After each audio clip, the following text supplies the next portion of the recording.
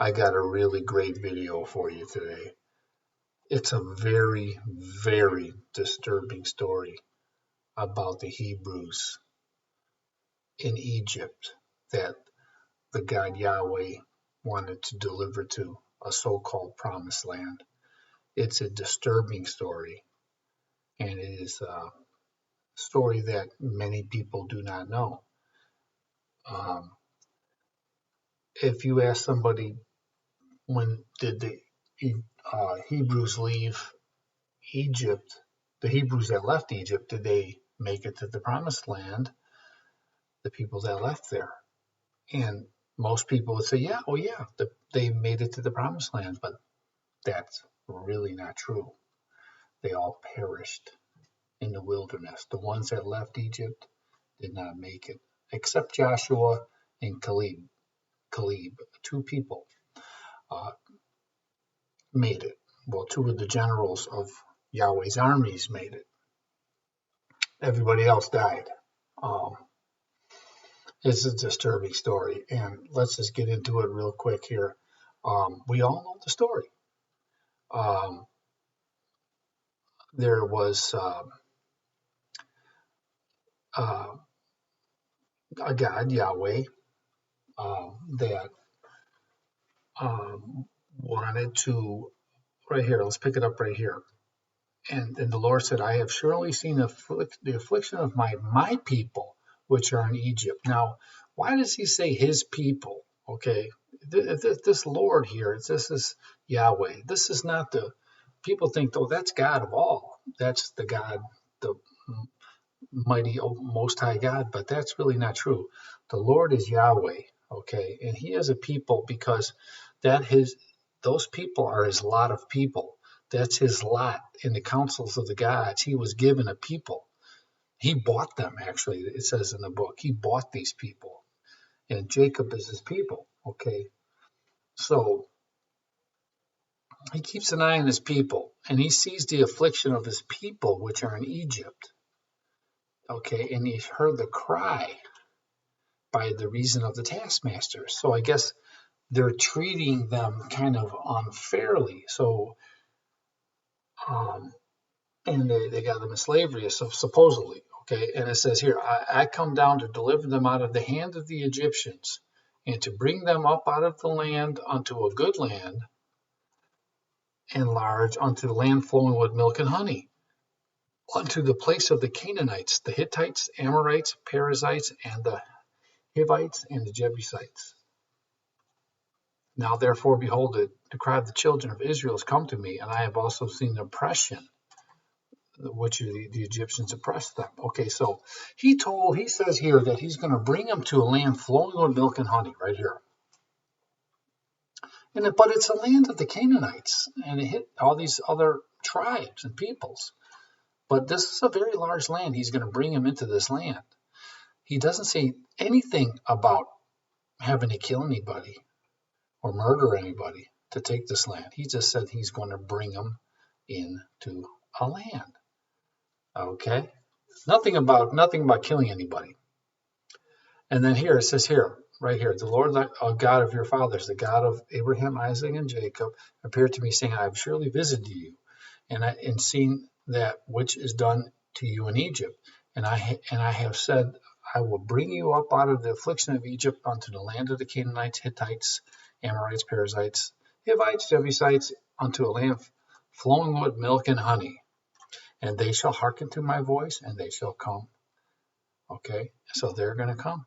They're going to come out to the land. But again, there's nothing about having to kill anybody or any. And the big thing, nothing about any kind of commandments that they got to follow, any laws that if they break a law that they're going to be punished. Nothing to that nature. So they were not told anything about that, but they think that they're going to come out of oppression and they're going to be delivered to a land that's beautiful and flowing with milk and honey. They're going to have a better life. Okay, that's the story. That's the story everybody knows. But look, when they left, okay, when they left, the first part of what was starting to go wrong here is when they left here. It says here, right here in Exodus 15. So when Moses, right here, so Moses brought Israel from the Red Sea, and they went out in the they went to the wilderness. Now they're in the wilderness for 3 days in the wilderness and found no water. Okay, and when they came to Marah, they could not drink the waters of Marah, and they were bitter, and therefore the name was called Marah. And the people murmured against Moses, saying, "What shall we drink?" So here they are. They're getting stuck in a desert, and there's nothing to drink. Literally, these people, I don't think they thought this out that well. They thought they were going to be taken care of. But 3 days, they didn't even have anything to drink. And he cried unto the Lord, and the Lord, which is Yahweh, showed him a tree, and he had cast into the waters, and the waters were made sweet. And there he cast this tree into the water, and it made it sweet. So there he made them a statute and an ordinance, and there he proved them. Okay, see, look what he was doing right here.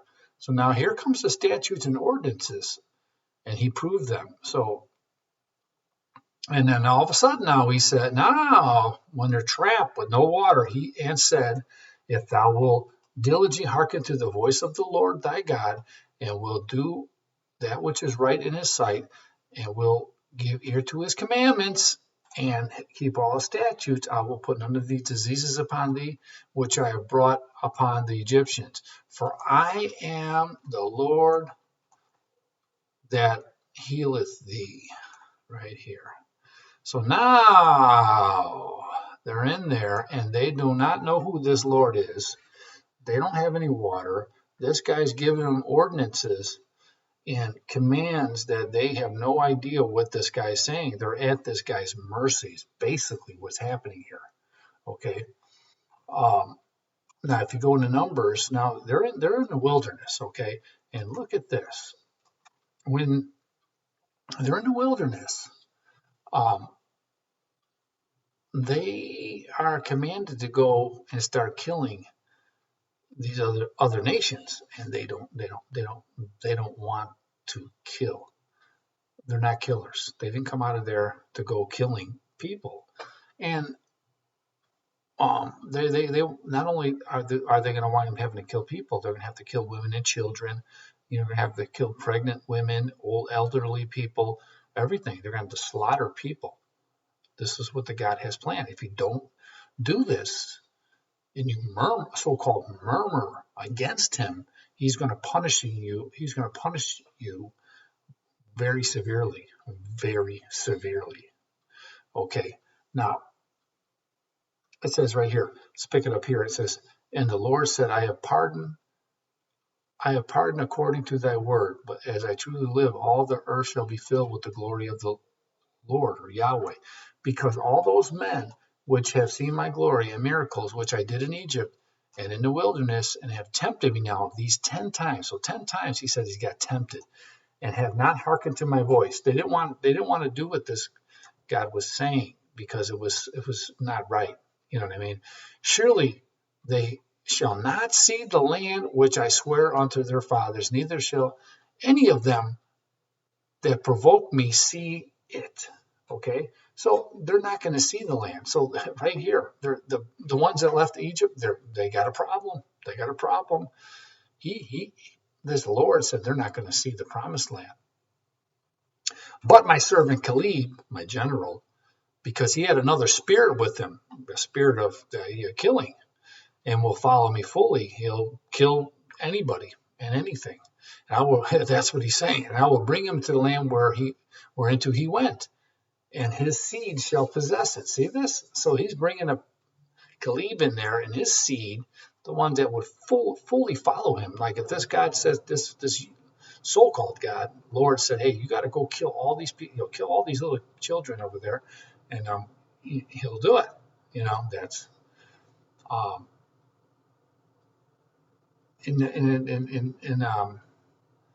so that's what's happening here. And the Lord spake with Moses and to Aaron, saying, "How long should I bear with this evil congregation?" Now they're evil. 4 people just want to leave and go to a promised land. Now they're evil, which murmur against me, meaning I didn't want to go kill them. I don't want to kill. I don't want to do these atrocities. "I've heard murmurings of the children of Israel, which they murmur against me. Say unto them, As truly as I live, saith the Lord, as you have spoken in mine ears, so will I do to you. Your carcasses shall fall in the wilderness, and all that were numbered of you according to your whole number, from 20 years and 20 years old and upward, which have murmured against me. So everybody 20 years and older, they're all going to die in the wilderness, because the ones 20 and under at this point, they were born in the wilderness. So they don't know what's going on. Okay, they don't know what's going on. So they want to, he wants to get rid of, he's going to get rid of every last one of them. So none of them are making it to the promised land. Doubtless ye shall not come into the land concerning which I swear to make you dwell therein. So they're not coming in. Save, except Caleb and his son Jephunneh and Joshua the son of Nun. Okay, but your little one, look at this, but your little ones which are 20 and under, which ye say shall be a prey, them will I bring in. Okay, and they shall know the land which ye have despised. But as for you, your carcasses, they shall fall in the wilderness. Look at this. Look at this. They got stuck. Now they got these younger kids with Caleb and Joshua. Now they got a younger generation that you can pretty much tell them anything. You can start telling them anything. And here's a perfect example of what I'm showing you here. And it says right here, same thing. They rebelled against the commandment of the Lord your God. So this commandments that he's dishing out in the wilderness, they're forced to do, because they didn't even get any water, and they got to start, they give them water, but you got to do this, you got to do this. Oh, I'll give you a little food, I'll give you some mammon. Well, I'll give you some of this. If you got to do this stuff. This is what was happening. But he got fed up and he killed them all in the wilderness. Okay, and then they saw the Amorites, okay, and they were murmuring. They were murmuring in their tents and said, because the Lord hated us, he had brought us forth out of the land of Egypt to deliver us in the hand of the Amorites to destroy us. See, they're looking at these Amorites, these warlike people, and they're like, man, what are we gonna do? We're gonna be the hand of these people now, and they did not want to. They were afraid of them. Okay, they were afraid. And but this Lord said, I'm going to fight with you. So come on, I'll be with you. Let's all go fight them, and let's kill them all. That's what this Lord is telling him. And and he was mad. And it's right here. The Lord heard the voice of your word, and it was wroth, and swore, saying, surely there shall not be one of these men of this evil generation that see that good land which I swear to give to your fathers, to give to your fathers. No, you're not giving anything. When you have to possess it by force, in war, in murder. I mean, this guy makes it sound like he's just going to give it to. Okay, there you go. There's the land. There's your land flowing with milk and honey. No. The whole thing Yahweh was trying to do was he knew that they had to fight and kill. See, this is not a god. This is a man of war. And he knew that, they're going to have to, the Lord wanted to kill all the Canaanites. I know the reason why. I'm going to have to make another video about that. But I can't tell you right in this one. But Yahweh don't like the Canaanites. And I can tell you why. It's complicated, but it's a very interesting story. But here, so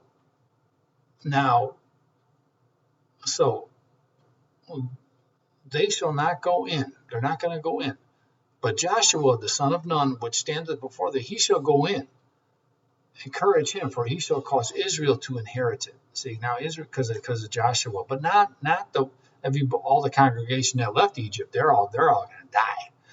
But moreover, your little ones, which you said should be a prey, and your children, listen to this, which in that day had no knowledge between good and evil. You remember the knowledge of good and evil? You remember the knowledge of good and evil? Yahweh was didn't want the people to have the knowledge of good and evil because they would be like them. Remember Genesis 2? Lest they have the knowledge of good and evil and become like us. See, he likes it when they don't have knowledge of good and evil. Because if you're young and you don't have knowledge of good and evil, that means you can think you're doing good by going with God and fighting and killing innocent people. And you think it's good because it's with God. This is why he went right here. They did not have the knowledge of good and evil. It tells you right here. It's unbelievable, this story. Unbelievable. So they used the ones 20 and under that didn't have knowledge, and that is unbelievable. And then right here, they number Israel, and they say, let's take the number of the children from 20 years and older upward, and they number them all. They number them all. They number them all, but they number them for a reason, because these are all the ones that they're not going to make it. They're not going to make it. No. They shall surely die in the wilderness, and there was none left of a man of them.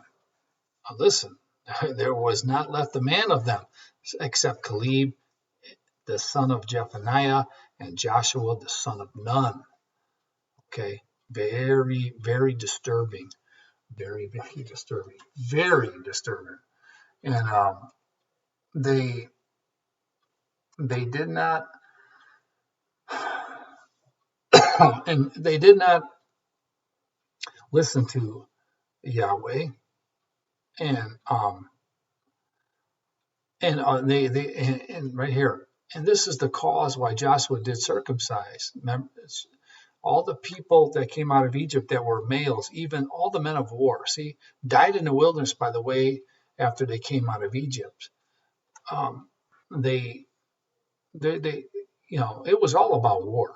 So all about everything, the whole story is, in a nutshell, is this God Yahweh promises Israel, the Hebrews, that they would see the promised land, come to a better land, get out of this bad, spot you're in with oppression, and come to a land flowing with milk and honey. And that's what they thought. They thought they were going to walk into a beautiful land. This God is telling the truth. They saw his miracles, and this is what he did in the wilderness. He started to deprive them of water, of food, give them commands. I mean, they would walk around with these people, and if they touched the Ark of the Covenant, they would die. If they would just get out of line just a little bit, he would have them killed, their whole family killed. I mean, it was a terrible, terrible thing that he did in the wilderness. You should read the atrocities that Yahweh did to these poor people, which did not make it to the promised land. They all perished, and it's not the story like you heard. You heard that, they tell you that the Hebrews left. It's a beautiful story of the Hebrews leaving Egypt. They were oppressed and they went to the promised land, and they lived happily ever after. But that, as you can see, that story is not true. And I just wanted to share this with you guys, and that's all I have for today. And I'll be making more videos. Thanks. Bye.